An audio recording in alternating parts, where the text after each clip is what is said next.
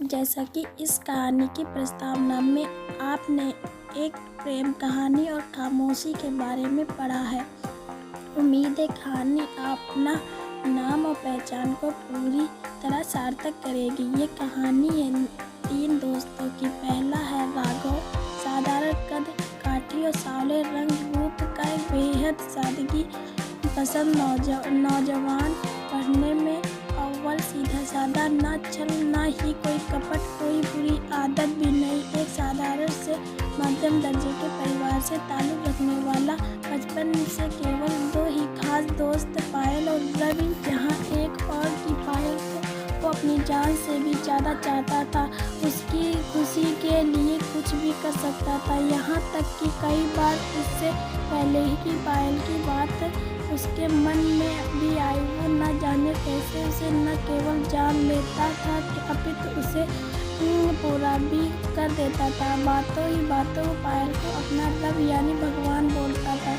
पायल और अगर इसी गलती से उससे किसी और ने पागल कर दिया, आग बबूला हो जाती और चिल्ला के कहती, राघव को पागल करने का हक सिर्फ मेरा है और ये सिर्फ मेरा पायल है। खबरदार, जो किसी ने इसे पागल कहा तो दूसरा है रब, एक बेहद खूबसूरत और गाढ़ी कद काठी गोरा नौजवान, जो एक तुलनात्मक रूप से अमीर परिवार से ताल्लुक रखता है।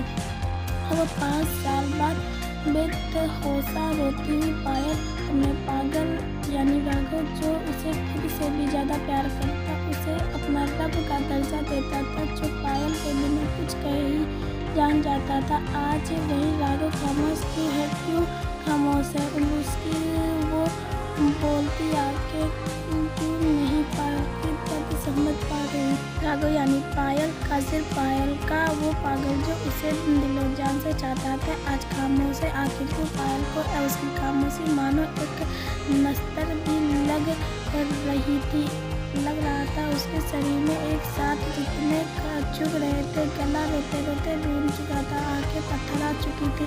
पायल सिर्फ एक ही बात कर रही थी, राघव राघव, भगवान के लिए रब यानी मेरे, कुछ तो बोलो, मुझे डरा है तेरी खामोशी। वही खामोश क्योंकि राघव जान गया था कि उसकी पायल, जिसको वो अपने आप से ज़्यादा प्यार करता है, उसे रब ऐसा मानता है, जिसकी हर सांस में साथ याद करता है। काफ़ी दिनों से वो महसूस कर रहा था कि पायल बर्ताव उसके लिए बदल रहा है, पर न चाहते राघव अपने आप को समझाता रहा कि पायल कभी ऐसा कुछ नहीं करेगी जिससे मेरा दिल टूटे। पर उस दिन जब राघव ने सोचा आज तो पायल से हमेशा के लिए मैं उससे मांग लेगा, सोचकर राघव पायल के घर ही जा रहा होता है। पहले जो तो राघव एकदम चौंक गया, फिर उसे लगा शायद उसे गलतफहमी हुई, ऐसा नहीं हो सकता। उसकी पायल उसका दोस्त रवि, जो अभी तक आपने पढ़ा, राघव पायल को इतनी शिद्दत से चाहता था, उसने पायल को अपने दिल में अपने रब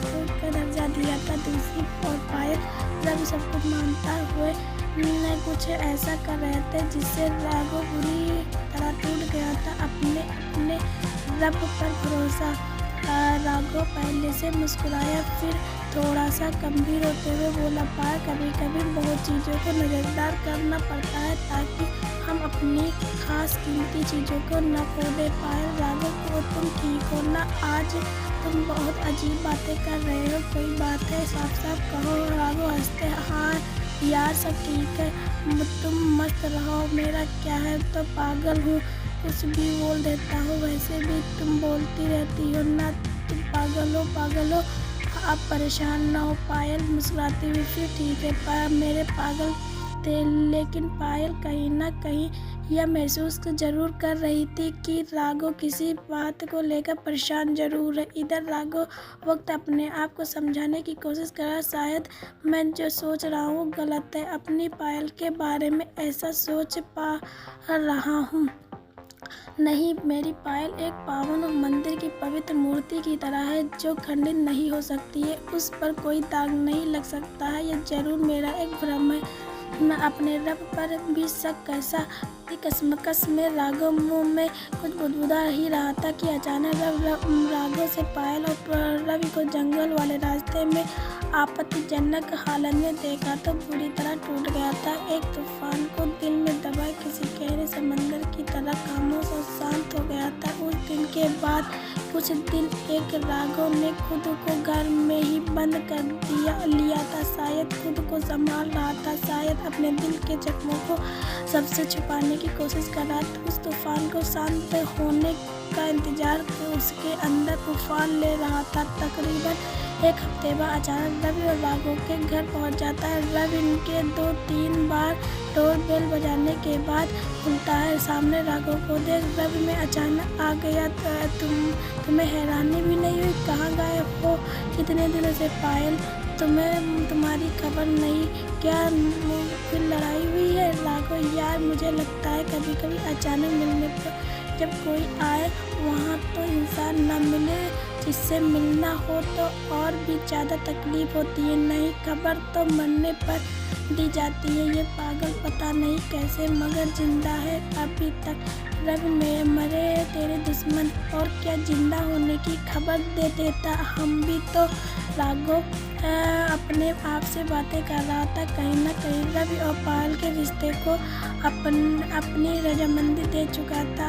अगर कोई परेशानी थी इतनी ही थी कि पायल ने सबको राघव ने सोच लिया था। अब मेरा रब फिर मुझे सजा दे रहा है। इधर रवि के घर जहाँ वो आज अकेला पायल के साथ। रवि कहीं तुम्हारा दिमाग तो नहीं खराब हो गया है? तुमने क्यों रुक रहे हो क्या पायल? हम इसमें मैंने गलत क्या बोला है? तुम पूछ नहीं तुम्हें एक मैं हर वक्त सोचती हूँ कि तुम्हारे साथ ज़्यादा से ज़्यादा वक्त बिताया करूँ। हमेशा बहाना ढूंढ के मिलने आती हो और आज तो तुम्हारे कहने पर ही आई थी राघव मिलने। कल तुम ही बोले थे इतने बजे आओ। राघव तुम पायल से बात करो जिससे उस चलते गई थी वहाँ। हद है यार, एक तुम हिम्मत नहीं दिखाते हो। अगर आज मैं बहाना नहीं करती तो मुझसे ठीक सा नहीं लग रहा था। दिमाग सच में खराब हो चुका था। रवि हंसते हुए ओ मेरी पायल नाराज हो गई मुझसे खींच कर अपने गले लगाते हुए। यार इसलिए बोलते हैं कहीं राघव को तुम पर शक ना हो जाए। यार तुम्हें तो पता है तो तुम्हें कितना प्यार करता है पायल। तो फिर क्या करूँ मैं? तुम करती ना रवि? अच्छा जी अब हम लड़ते ही रहेंगे या कोई शरारत भी करेंगे? पायल अपनी तबीयत खराब होने पर रवि को फ़ोन करती है तो किसी काम का बहाना कर टाल देता है। राघव के साथ जाने का कहकर फ़ोन काट देता है और दोबारा फ़ोन करने पर फ़ोन ऑफ कर देता है। डॉक्टर को दिखाने जाती है और डॉक्टर चेकअप करता है। सवाल पूछती है डॉक्टर पायल आप प्रेग्नेंट है? पायल क्या? डॉक्टर क्या हुआ? आप खुश नहीं हुई? अब आपके पति कहाँ हैं? वो क्यों नहीं आए? पायल वो डॉक्टर ओ समझी अनमैरिड ही हो। सोच तो क्या करना है या किसी को बुलाना है? पायल प्लीज रवि को फ़ोन उठाओ प्लीज़। काफ़ी देर फ़ोन की घंटी बजती गई पर रवि ने फ़ोन नहीं उठाया और न ही कॉल बैक किया। आखिर में पायल ने से छोड़ दिया। प्लीज़ रवि जैसे ही मैसेज देखो मुझे कॉल करो, कुछ बहुत ज़रूरी बात करनी है तुमसे। पायल क्लिनिक से निकलकर घर को चल पड़ती है। रास्ते भर सोचती हुई आखिर रवि ने फ़ोन क्यों नहीं उठाया। अम्मा आ गई। क्या बोला डॉक्टर? यही ना कि वो पायल अपने और रवि के होने वाले बच्चे के बारे में रवि को बताती है जिस पर रवि को पता नहीं किस का पाप मेरे माथे मर रही है कहकर धक्के मार कर घर से निकाल देता है और साथ ही नसीहत देता है कि उस जैसी लड़की को जो राघव का सच्चा प्यार नहीं समझी किसी के भी प्यार के लायक नहीं है। पायल रवि नहीं, तुम ऐसे नहीं कर सकते मेरे साथ। रवि ने बिना कुछ सुने दरवाज़ा बंद कर दिया। पायल रोती हुई चिल्लाती रही खोलो दरवाज़ा प्लीज़ रवि खोलो, मैं तुम्हारे प्यार में पैर पड़ती हूँ। रवि दरवाज़ा खोलो प्लीज़। कहाँ जाऊँगी मैं अगर तुमने ठुकरा दिया?